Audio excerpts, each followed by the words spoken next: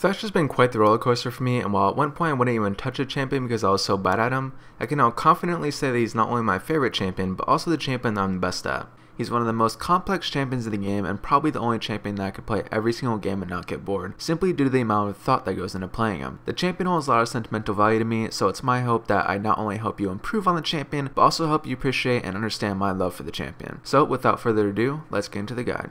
When I made my first Thresh guide, I didn't respect the strength of the utility tree whatsoever, but a few months ago I noticed a lot of pro players are running 21 utility on most supports. I tried out for myself and now I run 21 utility on pretty much every support I play, including Thresh. Intelligence and Wanderer are just such amazing masteries, I think it's a huge mistake to not pick them up. On Thresh you'll pick up upwards of 4 active items, and the cooldown reduction on those items is invaluable, especially those with long cooldowns like Mikhail's Crucible. Wanderer is great because it allows you to roam around the map more effectively, which is the basis of a good Thresh play. Roaming to get vision control and creating picks or saving teammates with their lantern. All this being said, running 21 into utility does make your laning phase weaker, and if you want to struggle in laning phase, I would suggest running 0, 16, 14. If you're not comfortable with roaming around the map yet, this is a great page to help you dominate lane, so I definitely suggest it to beginners. Some pro players still swear by this page or variants of it, so don't get me wrong, it's not only for beginners, but for what it's worth, I run 21 in utility every single game. Runes have changed a little bit, and the page you run depends a little bit on what gold item you decide to roll with. If you go for Face of the Mountain, you'll want to run with 80 reds, health yellows, 6 MR blues, 3 CDR blues, 2 armor quints, and 1 CDR quint. Face of the Mountain has 10% less CDR than Talisman, so I like to make up for that difference a little by running 5% CDR on my runes. This allows you to cap CDR after picking up Mikhail's and Locket. The 80 reds allow you to harass Moira in lane, and they also increase the damage of your Flay by a decent amount. If you go for Talisman, you have 2 options. If you're only going to pick up Locket or Mikhail's, then you can roll with the same page and cap CDR by picking up only one of them, which allows you to go into tanker items like Banshee's Veil or Randuin's immediately after. If you're going to pick up both of them, then you definitely don't want to run the CDR on runes because it will just end up being wasted once you pick up your items. Personally, if I'm going to go Talisman, I prefer to run with the extra armor and magic resistant runes, simply because you're already going to be squishier without picking up Face of the Mountain, and you need all the help you can get. More defensive runes and masteries help make up for the fact that you're missing defensive stats by not picking up Face of the Mountain, but it does mess with your CDR values, so make sure you keep this in mind. Item builds is where things change a little bit. 5 months ago I didn't realize how extremely overpowered Mikhail's was at the time, and I didn't even include it in my main build. Mikhail's has since been nerfed and it's not as good anymore, but it's still a good pickup. In addition to that, the Face of the Mountain buffs hadn't gone through yet, and Talisman was by far the most superior option in every situation.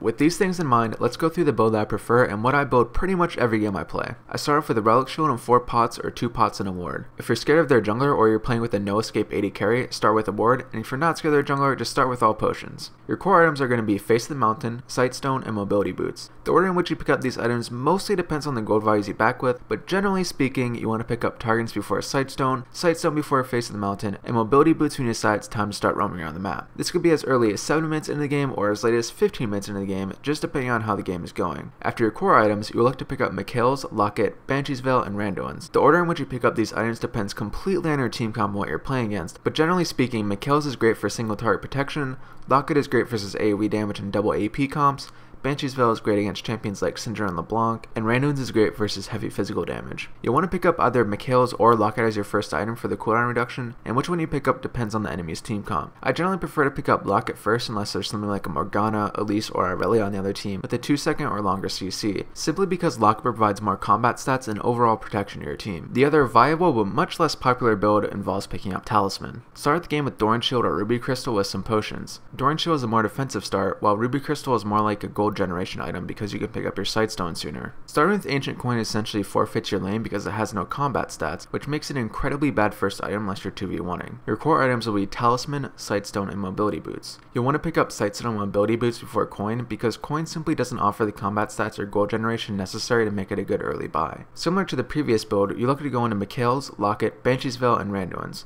There are a lot of different combinations for achieving 40% CDR depending on what runes and masteries you roll with, but I have faith that you guys can figure that out for yourselves. Basically, prioritize Locket over Mikhail's except against long duration CC, pick them both up if you run with defensive runes and masteries. It's true that this build is typically worse than the Face of the Mountain build, but if you're playing in a siege comp against a team with Engage, picking up Talisman is typically going to be more useful than Face of the Mountain because it provides you with a soft escape. As I mentioned before, if you decide to go for the Talisman rune, you'll definitely want to consider picking up 0, 16, 14 masteries with the more defensive rune page because you'll be lacking a lot of health from not picking up Face of the Mountain. Now that we've gone over each of the item builds, there are a few things I want to add for both of them. First, always swap to Sweeping Lens after picking up Sightstone and upgrade to Oracle's Lens as soon as you hit level 9. Oracle's Lens is one of the best items in the game, and that's not an exaggeration. Trust me, pick it up. Second, mobility boots aren't always the best option. Mercury treads are great versus teams with Morgana, Elise, Braum, Irelia, or other champions with long duration CCs. Ninja Tabi are rarely good on Thresh, but against full AD comps, they're an obvious pickup. In Siege comps especially, mobility boots lose a lot of value since you're not running around the map as much, so just try to think logically about what is the best option. Third, make sure you're buying pink wards at all stages of the game. Thresh is a pick-based champion, and being able to deny vision is a huge part of his gameplay.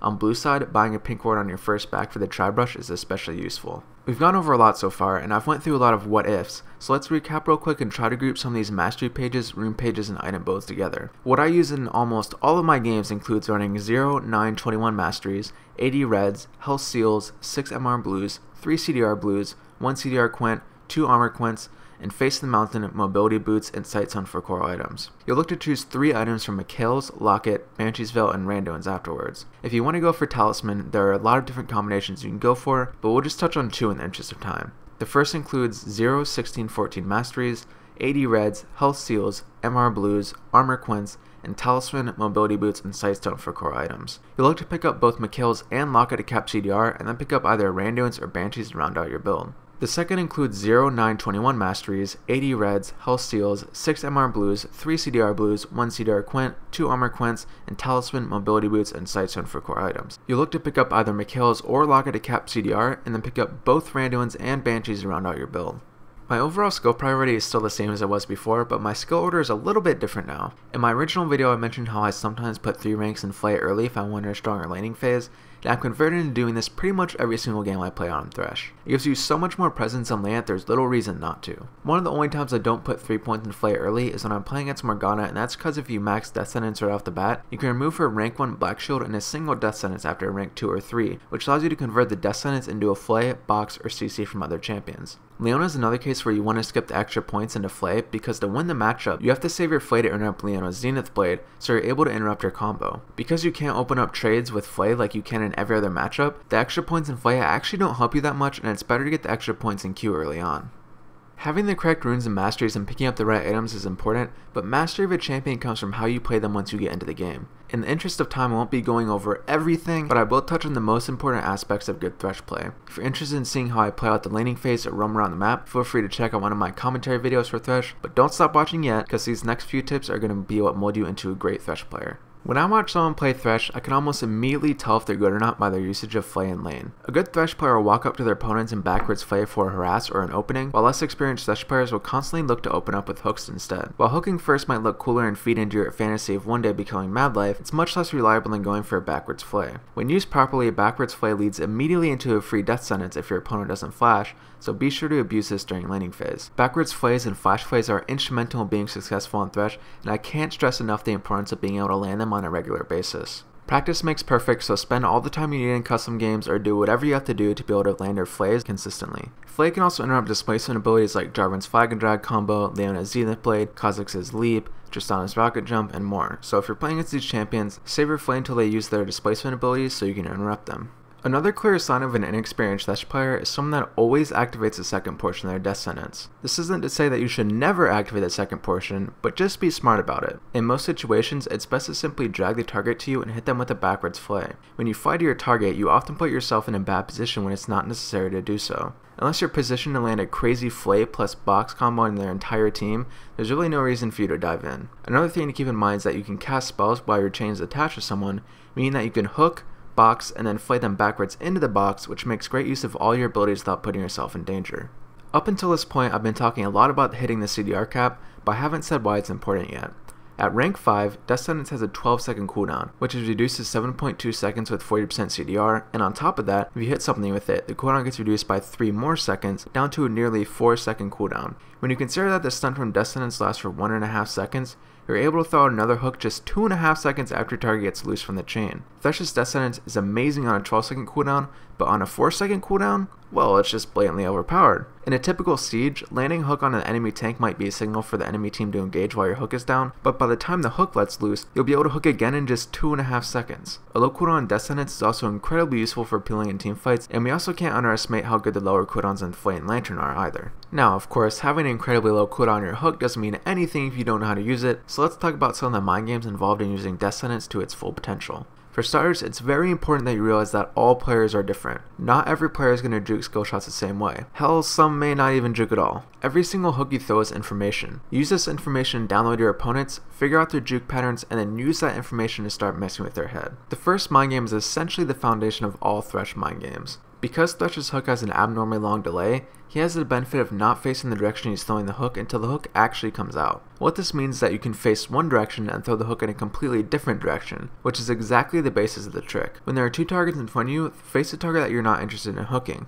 Why? Because if you face the AD carry, the support thinks that they're safe and won't attempt to juke the hook at all. Dodging skill shots is part reaction and part anticipation, so if you take away the target's anticipation, it makes it much harder for them to dodge the hook. Of course, if your opponents start catching on, simply switch back to hooking normally and then you will truly start to mess with their head. Like I said before, this trick is the foundation for all other mind games, and you can use this trick in combination with the other techniques. The next trick is the mind game that good players typically fall prey to. When good players attempt to dodge a skill shot, their first thought is that the enemy is going to lead them and fire their skill shot slightly ahead of them, so they juke backwards to dodge the incoming skill shot. To catch people who juke this way, simply throw the hook behind them instead of in front of them, and they'll run straight into it. To add another layer of depth to this, use the first trick to make it seem like you're hooking ahead of them while you're actually throwing it behind them. This trick is typically used as an adaptation for players that have a tendency to juke backwards. The last mind game is what everyone refers to as the Mad Life, which is where you predict the enemy's flash or gap closer by throwing your hook where you think they'll end up with their escape. When some players see the windup for Thresh's hook, they figure better safe than sorry and use their escape immediately to dodge the incoming hook. However, because they don't know where the hook is going to end up, you can predict their escape and catch them completely off guard. This may seem like a long shot, but against champions like Ezreal or Graves who have quick escapes, it's generally worth a try because you typically won't catch them normally anyway. Make sure you use this in combination with the first trick to encourage your enemies to juke into your hook. In addition to Death Sentence, Thresh's Lantern is also incredibly powerful in the right hands and it has a ton of uses. During the laning phase, the shield from Lantern allows you to trade more effectively, and the gap closer for your AD carry can prove invaluable in a lot of situations. Thresh's Lantern also makes for some of the best jungle ganks in the game, so be sure to abuse it when your jungler comes down for a gank. In teamfights and skirmishes, use your Lantern as another escape for your carries, or potentially just for the AoE shield if the situation calls for it. The area where Thresh's Lantern shines, however, is when you're roaming around the map and using it to either save people or help people capitalize on your picks. After you pick up mobility boosters, sometimes even before that, you want to be roaming around the map looking to make picks with their Death Sentence. When you catch someone with your hook, throw your Lantern out before activating the second part of Death Sentence to increase the distance that your teammate can travel. If necessary, keep in mind that you can flash while your chain is connected to someone, which allows you to pull off some crazy long distance Lantern plays. Unfortunately though, you're not always on the offensive and sometimes you have to use a Lantern defensively to save your teammates. Always try to stay out of vision of your opponents and use this advantage to bait out summoner spells or ultimates before throwing out your Lantern and pulling your teammate to safety. Your teammates may not pay attention to wards or pings, but they'll sure as hell pay attention to a Lantern when it's their only ticket to safety. Well, we can hope at least. Thresh is by far my most favorite champion in the game, and it's my hope that this guy will help you play him to his full potential and enjoy playing him as well. A good Thresh player not only has to master the champion, but also has to master the concept of vision control, so make sure you're placing your wards effectively, buying pink wards, and upgrading Oracle's Lens as soon as possible. If you have any questions about Thresh or anything at all, feel free to ask me in the comment section below or tweet at me. If you want to stay updated on video releases and what I'm working on, be sure to follow me on Twitter as that's where I typically announce these sorts of things. As always, thank you all for watching, good luck in your games, and I'll see you all next time.